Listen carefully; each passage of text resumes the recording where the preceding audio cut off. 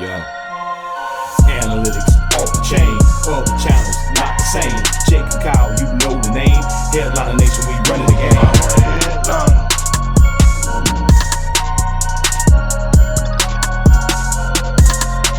a headliner.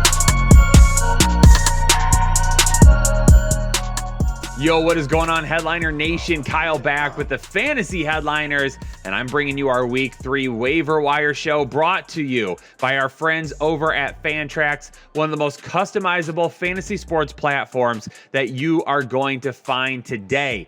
For Week 2, a little bit all over the place. We had a lot of injuries, quite a few turnovers, and some studs that just were not up to par with their performances. But we got to look ahead to Week 3 now, and what does that mean for our lineups? Well, here on the Waiver Wire show, I'm going to talk about running backs, wide receivers, and tight ends that are under 50% owned that you could potentially still get your hands on in your fantasy leagues. I'll also have some streaming options at the quarterback position and for defensive special teams.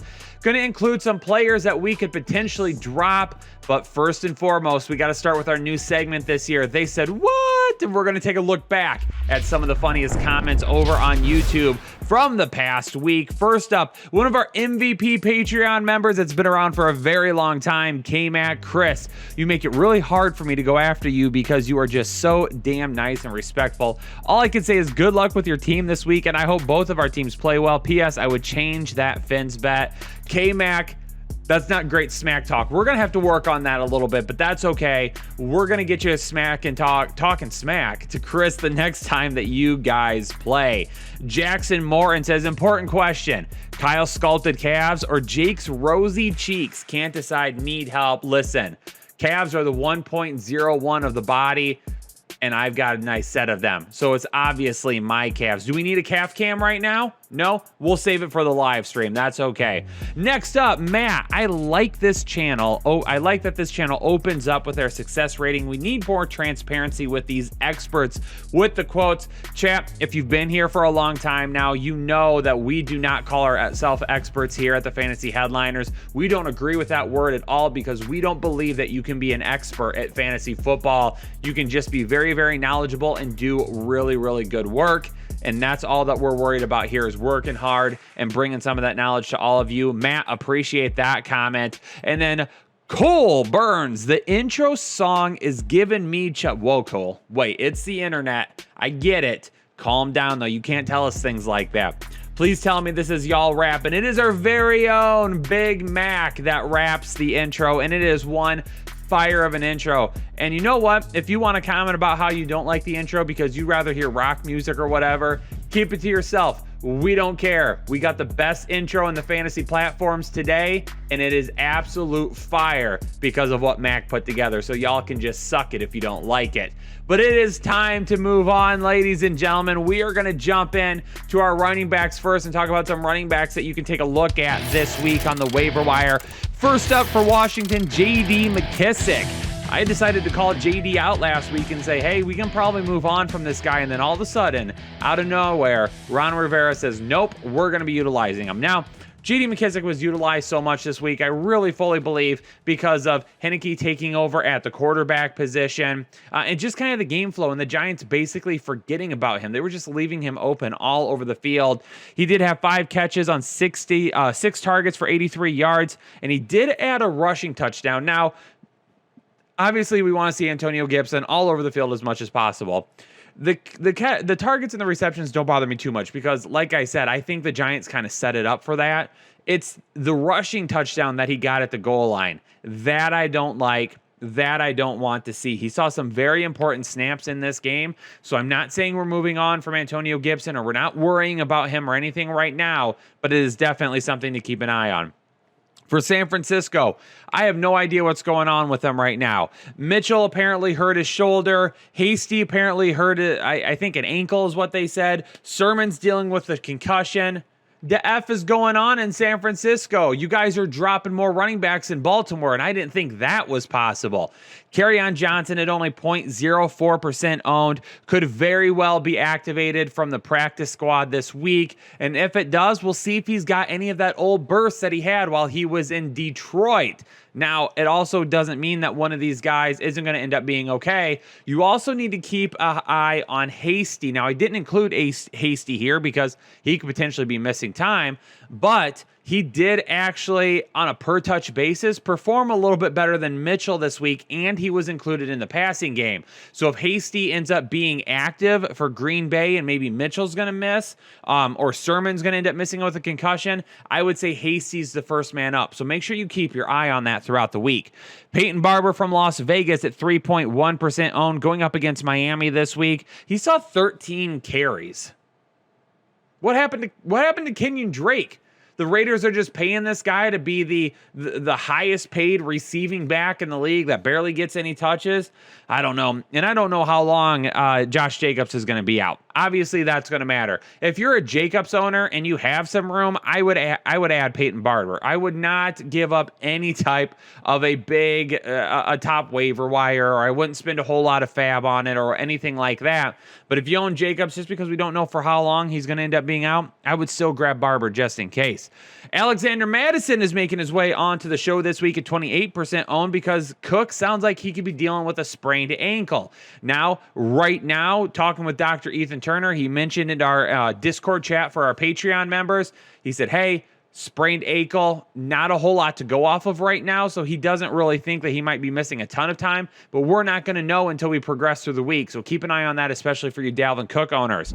Cordarrelle Patterson at 7% owned, going up against the New York Giants.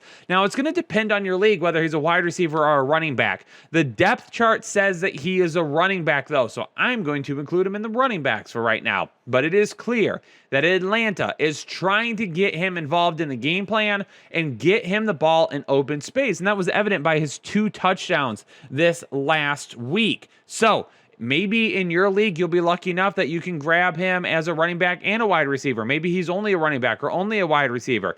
Keep an eye on that. However it goes, I would actually try and grab him this week and pick him up because he looks like he could end up being maybe that number 3 target right now behind Ridley and Kyle Pitts. Tony Pollard for Dallas at 38% owned. Some people already started to jump on Tony Pollard last week after that great Thursday night performance to open up the season against Tampa Bay, and we saw Zeke struggle a little bit. Now, this week, we saw Zeke play a lot better. He had some big runs. He had a couple of nice catches. But Tony Pollard is still being utilized. At this point, at 38% owned, I would pick him up because it is a possibility Amari Cooper could be dealing with a knee injury, and if he is going to miss time and they are going to be now down another wide receiver, I start to think that you see Tony Pollard splitting out into the slot a little bit, maybe some 2 running back sets that has Pollard and Zeke on the field at the same time. We definitely need to be adding Pollard this week. I want to have him on my team, and at only 38% owned, you're going to be able to get him in a majority of leagues. Let's go ahead and jump over to the wide receiver position now. Darius Slayton for the New York Giants at 3.4% owned. He gets Atlanta this week.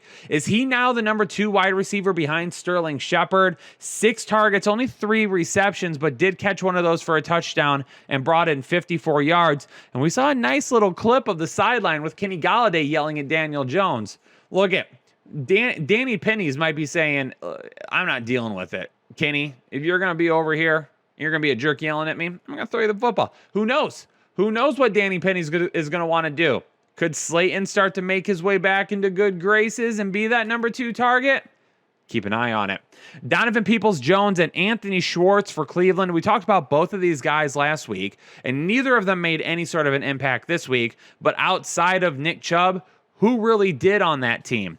So Donovan Peoples-Jones and Anthony Schwartz, we've got Jarvis Landry potentially missing some time now with an injury. We're going to add these guys. Anthony Schwartz, as I talked about last week, still has the opportunity to be a better addition for volume. But if you play like in a standard league, I'm also looking at Donovan Peoples-Jones because he showed last year that he could have some really big play potential. Zach Pascal from Indianapolis at 13 0.8% owned. They're going to be going up against Tennessee this coming week, and they have been absolutely shredded by the passing game so far this season. And Zach Pascal gets himself another touchdown, 6 more targets. He looks to be kind of that 1A, 1B, because Michael Pittman actually had a pretty good week this week, but he's definitely seeing a lot of those targets right now. Tim Patrick from Denver at 12.6% owned, scores a touchdown this week. He's going to be much safer than Hamler on a weekly basis. We saw Sutton looking healthy, looking good. It's really good to see that. I'm glad. Tim Patrick, though, he ended up playing well this week, was glad to see it. I think Hamler might have some more weekly upside. He's a guy that could score from anywhere on the field. But from a volume standpoint and maybe red zone looks, it's going to be Tim Patrick. We have seen him produce in these type of situations before. Albert Wilson from Miami, 0.02% owned. Now, this is a little bit of a deeper stash going up against Las Vegas. He did have 6 targets this past week. And now, over the past few days, we've been finding out Will Fuller could be missing some time. He's got some personal things going on. We really don't know a whole lot about it. So if Will Fuller is going to be missing time, Albert Wilson probably slots in as this wide receiver 3 on this team now. But not only that, if Parker or Waddle were to get injured, Wilson becomes the number 2 on the team now. So much deeper leagues. Definitely be taking a look at Albert Wilson because he could be a guy that at any point in time could end up helping out. Emmanuel Sanders from Buffalo is currently sitting at 20% owned. They're going to be getting Washington this week. 14 targets over the last 2 weeks, all right, which is great. And it looks like Gabriel Davis at this point, big play potential, maybe touchdown dependent. I mean, right now I'm kind of attribute him to the Robbie Anderson type of what Carolina is, where, yeah, there's guys in front of him, but he could go off for a big touchdown every now and then, but is he really going to be reliable? Davis right now from ESTD dependent. Sanders is going to be the wide receiver 3 on this team. Hunter Renfrow from Las Vegas at 6.3% owned. For those of you in PPR leagues, this is a guy that we're adding this week. Going up against Miami, 7 targets last week, and right now he's getting more look than Bryan Edwards. That could end up changing at any point in time, but it does feel like Derek Carr is kind of locking on to Hunter Renfrow. And speaking of Derek Carr, my God, is this man playing some really, really good football right now. Las Vegas surprising everybody out to a good start.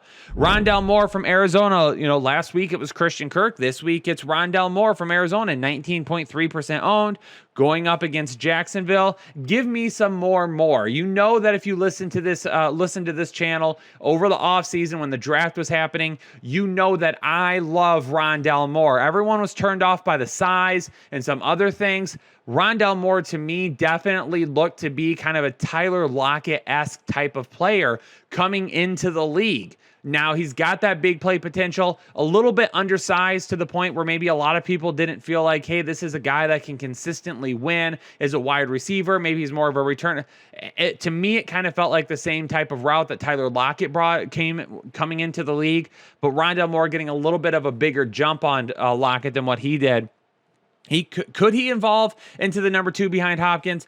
Probably not right now, because we're seeing obviously Hopkins getting all the targets in the world, and then kind of more AJ Green and Christian Kirk. That could change at any point in time. Now, the good news is we're not really using the tight ends in this offense, right? And Chase Edmonds, used a little bit in the passing game, but we're going to be looking at these wide receivers first. So right now for me, it's DeAndre Hopkins, and then after that, it's going to be Moore and Kirk, and those are going to be the 2 guys. Yeah, AJ Green did end up scoring this week, but he's going to be highly touchdown dependent. And then KJ Osborne from Minnesota, I almost included him last week, and I ended up leaving him off because I was like, I want to see it one more time. Was this just a week 1? What was it? No. He came out and balled again, ladies and gentlemen. 1.1% owned right now, going up against Seattle this week. Big weeks back to back. And it's going to be tough unless the Vikings are always throwing the football, right? And that's what kind of happened this past week. And in the first week, a lot of throwing. They haven't really had a chance to but their defense is beat up really, really bad now. And going up against Seattle, another shootout, another opportunity where Minnesota is going to have to throw the ball quite a bit. KJ Osborne this week could definitely end up being a start for me, and we're going to start all three of those guys, especially if Dalvin Cook misses. If Cook misses, those are just more targets that could go to KJ Osborne. At the tight end position, Adam Troutman, Juwan Johnson, both from New Orleans, didn't have great weeks this past week, but I still just want them to be on your radar right now. Troutman was a guy a couple of weeks ago. Now I'm still waiting on some of those snap counts to come in. Not all of them from the games on Sunday have come in at this point, so I didn't see what the snap count was for Adam Troutman this week, but he greatly outsnapped Juwan Johnson last week. Now, neither of them did anything, but keep them on your radar for future weeks, especially for like a New England team that has been pretty good against wide receivers, especially this past week, and making Zach Wilson just look awful. You know, this could be a point where Jameis Winston really tries to settle down a little bit and throw to the tight end position a little bit more. Cole Kmet from Chicago, again, not great this past week, but if Fields is going to be starting moving forward, we don't know the extent of the Andy Dalton injury at this point. He could be leaning on Cole Kmet for a little bit of safety. Jack Mother and Doyle this past week had him as a start, and he ended up coming through for me. 0.07% owned, and they're going to get Tennessee this week. He is getting volume at the tight end position. He had 6 targets last week, and now with Carson Wentz dealing with an injury, if Jacob Eason is going to have to start next week, Jack Doyle could be a guy that he's looking to quite a bit. Dawson Knox from Buffalo at 3% owned, a touchdown last week, and he's not going to get very many volume days, meaning like he's not going to give you a lot of points based on volume alone. It's always going to be based on touchdowns for him. Now, obviously, he's not going to be a weekly start for us because he's not going to score a touchdown every single week, but in some of the easier matchups that they have coming up for Buffalo, yeah, Dawson Knox could end up having some good matchups, and we throw him in our lineup because, hey, this is a guy that absolutely could end up being a touchdown upside play for us. We know that the volume is going to all the other wide receivers, but we got to play it easy with Dawson Knox. If you're in really, really deep leagues and have a lot of bench spots, you could put him on your bench and see what happens with him. Dalton Schultz and Blake Jarwin, both of these guys, again, I kind of said it last week when I talked about him on the Waiver Wire show last week. You know, Schultz was the guy in week 1. Jarwin saw a little bit more this week. But again, Amari Cooper is dealing with an injury. So if Amari Cooper is going to be banged up next week, not going to be 100%, or maybe ends up needing to miss, now maybe you run some more 2 tight end sets. It's the same thing I said about Tony Pollard, right? Running some potential more 2 tight end sets. Using them both in the passing game a little bit. Again, if you're in dire need of a tight end, you could do a lot worse than the potential that these guys bring to the table next week against Philadelphia. Now, it is time to talk about some streaming options, and we are going to start with the quarterback position. Justin Fields at 48% owned. Is it time, ladies and gentlemen? His debut this past week after Andy Dalton went down did not look great, but he's still got lots of time. They're going up against Cleveland. It is going to be a tough pass rush, but he's mobile. He can get out of the pocket. He can move a little bit. And everybody talked about, the upside with Jalen Hurts as a runner. Justin Fields brings running upside as well. He is a big guy. He is a great athletic runner, and our own Chris Chouse over on Headliner U even compared him to Cam Newton. I compared him a little bit to Russell Wilson. He is a guy that can move. He can throw on the run. They can get him out of the pocket and maybe get him away from some of that Cleveland pressure. And Tyrod did a little bit of damage before he got hurt this week for Houston. So, Cleveland's defense has just been underperforming a little bit, but that's okay. Justin Fields, it could be a coming out party this week for him. Jacoby Brissett from Miami, 0.1% owned. They're going to get Las Vegas, who has been tough, absolutely. But if Las Vegas is putting some points on Miami's going to have to be throwing it a little bit, and Jacoby Brissett could do that. Plus, as we talked about with Fields, we know Jacoby Brissett brings a little bit of some running upside with him, and he is a guy that when they're in the red zone at the goal line, he could hammer it in. Jacob Eason for Indianapolis at 2.2% owned. He could be a really, really good streaming option this week if Carson Wentz is out, because Tennessee, again, has been shredded by the pass so far this season. Got shredded again on Sunday. So Tennessee secondary, they keep getting burnt by pass catchers. So if Wentz does miss, then Jacob Eason is definitely going to be a guy that we can start if we need to stream anybody. On the defensive side of the ball, for Arizona, coming in at 29% owned, going up against Jacksonville. T-Law has been a little bit up and down, and we know Arizona can cause some pressure and kind of get in the younger kids' heads. Let's see if they can do it against Jacksonville this week. Carolina going up against Houston. Houston has played very well the first couple of weeks, all right? I know some Houston fans were mad at me last week about my comments. Respect being given this week. We're still not we're not going to overreact here. Carolina's defense, their front is no joke. Okay, this Carolina front is no joke. They can create pressure and they can make guys all over the place. And now they get rookie Davis Mills.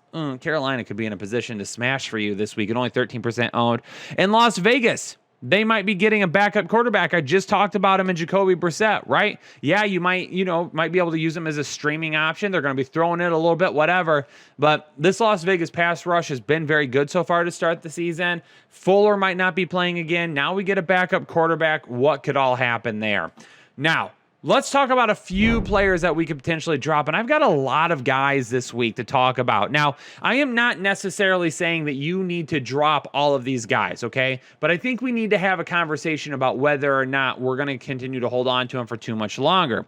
First up is OBJ at 92% owned. Another week, no OBJ. I have no idea what's going on with his health. None whatsoever, because he was apparently fully healthy until a couple of days before the season started, and then Kevin Stefanski was like, oh, he hasn't been taking any hits in practice. Okay, what's wrong? Where are we at with him? When's he going to be back? We have no idea. You can stash him on your IR for right now, but at this point, even when he comes back, is he going to be 100%? I mean, if it is this coming week and Jarvis Landry's out and they have other injuries, then he could absolutely smash. But is he going to be 100%? We're just going to have to continue to keep an eye on it for right now. Ronald Jones at 71%. Bruce Arians comes out and says Ronald Jones is going to be our starter this week. Bruce Arians is a good head coach, but he's also full of it. Taylor, get the bleep button ready. Okay? Listen, all right? Even though he started, Leonard Fournette was still the guy this past week, okay? And this team is just worried about throwing. Honestly, I'm not even interested in starting Ronald Jones anymore. Kenny Golladay for the New York Giants at 91% owned. He's getting some decent targets, but that connection with Daniel Jones just isn't there, right? And I mentioned it earlier with Darius Slayton. He's over there yelling at him on the sideline. Bro, you just signed a massive contract, okay? And now you're yelling at your young quarterback because you're not getting the ball. You were in that entire game against Washington. Shut up. Play the game. Air it out afterwards. I know you're frustrated, and I get it, and those frustrations can boil over. But if this is how you're going to treat your quarterback in week 2, you think he's going to latch on to you? Do you think he's going to want to get you the football? Maybe. Possibly. But we're going to keep monitoring it. And if any injuries were to pop up too, Kenny Golladay is already looking like a big bust this season. Marquez Callaway at 66% owned. Some of that preseason overreaction is dying down. And a lot of people asked right before the season started, are we getting Callaway? Are we doing? And I was like, caution, don't use all your fab. Don't go crazy, okay? We haven't seen a ton from Callaway. But when you watch him in these games against first-string defenses, he just doesn't look like the fast, deep threat that he was this preseason, okay? He is not the same player, and for me, I'm kind of moving on from him at this point. Gabriel Davis from Buffalo at 10% owned. Absolutely hate this because Gabe Davis was a guy. He was a guy that was covered in our draft guide in depth as a potential breakout. We love the touchdown upside, but Jonathan Allen loves him. Some Sanders, Beasley, and Diggs, they're getting all the targets right now. And again, Gabe Davis is a guy that he could score a big touchdown here and there, but I don't think he's going to be anything consistent for you. Mark Ingram from Houston. A lot of people asked about him last week. Why haven't we, why didn't I mention? Well, last week he was actually over 50% owned. And then I go in today and I'm like, holy crap, this dude was dropped all over the place. And he was. And now he's at 33% owned. But here's the thing. He did lead the team in carries again, but for a second straight week, he wasn't efficient with any of them. He's not the same Mark Ingram. He's not getting any push. He's not the guy that he used to be. David Johnson looks like a better runner and a better pass catcher and ball carrier right now than Mark Ingram does. And it is only a matter of time before DJ starts to get more and more and more over Mark Ingram. Tevin Coleman from the Jets. We finally saw Michael Carter this week, and I don't think Michael Carter is going to give it up. We're moving on from Tevin Coleman. Kenyon Drake. I mean, I was guilty of it. I basically said, how is Jacobs going to be replicating his numbers from last year if we're spending this money on Kenyon Drake and bringing him in to add a little bit to the offense and do this? And then all of a sudden, Josh Jacobs goes down and you go with Peyton Barber. Okay, listen. I don't know what to tell you. I don't know what John Gruden's doing over there. It's clear that him and Mike Mayock decided to sign Kenyon Drake, and then they said, we don't care because you played Peyton Barber over him. All right, we're done with it. Kenyon Drake, 86% owned. I'm not going to be telling anybody to start him anytime soon. And then Russell Gage from Atlanta at 28% owned. He's looking to be the fourth, maybe fifth option now because you've got Kyle Pitts, you've got Calvin Ridley, we've got Cordarrelle Patterson. Mike Davis saw another 7 targets in the passing game this week. Russell Gage just is not getting any targets right now, and he was a favorite this week of this year of a lot of people to kind of be that breakout, but it's clear that Matty Ice is not looking his direction. But Headliner Nation, there you have it, my waiver wire show for week 3 of the NFL season. Do me a favor before you get out of here, hit that like button and subscribe to the channel if you're new here. And of course, leave a comment down below and let me know what waiver wire guy you are looking to add this week. Who do you need to be adding to your team? Appreciate you all stopping in for this show. I'll see you all on the next episode of the Fantasy Headliners. Stay safe and stay healthy and have a good one.